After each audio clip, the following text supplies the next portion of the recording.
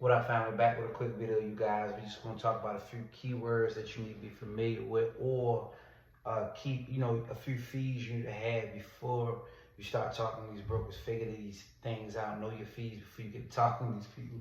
If you don't know them, you're gonna sound real crazy if people get to asking these questions. First thing you want to have your load fee. How much you gonna charge to load that wheelchair person in your car? So some brokers don't give you load fees for ambulatory. So that's your base rate, in other words. Then you want to have your rate per mile. Your rate per mile. Then you want to have that's how much you're going to charge per mile you go. Then you going to have your minimum mile per leg. What you're going to charge regardless. If you go 2 miles, I'm gonna need 14 miles. That's my minimum right there. So even if I only drive, I take this person 1 or 2 miles, I'm still gonna get paid 14 miles regardless of the situation. You know what I'm saying? So you gotta know your minimum mile fee, especially when you're dealing with brokers.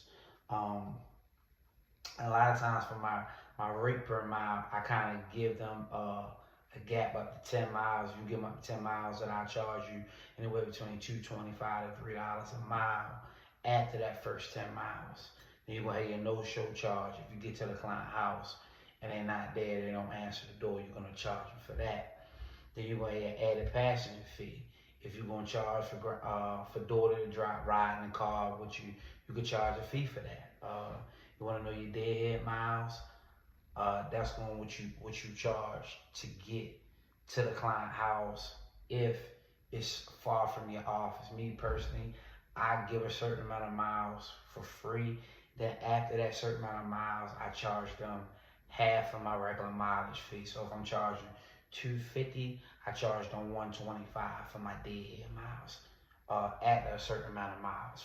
If it's coming from the office or where we park our vehicles at. Y'all know I don't have a physical office right now. Then you're going to have your wheelchair loaner fee, and then you're going to have your stair assistance fee. So these are fees that you need to know your prices for before you get to dealing with brokers and stuff, you guys. So you gotta kind of go over this stuff, figure this stuff out, just some of the word terminologies, or in other words, the fees, the charge you need to know. Get all your money you can get when you're dealing with these brokers, because some of them try to lowball you anyway. And when you're dealing with your private pay clients. So that's all I had in this video. I'll run through it one more time. Your load fee. That's what you're going to charge, or your base fee. Just to load the person in your car in a wheelchair, your base fee, just to get my vehicle. Then you're going to charge your minimum mile per leg fee. I don't care if I drive you 2 miles, I'm going to charge you for this.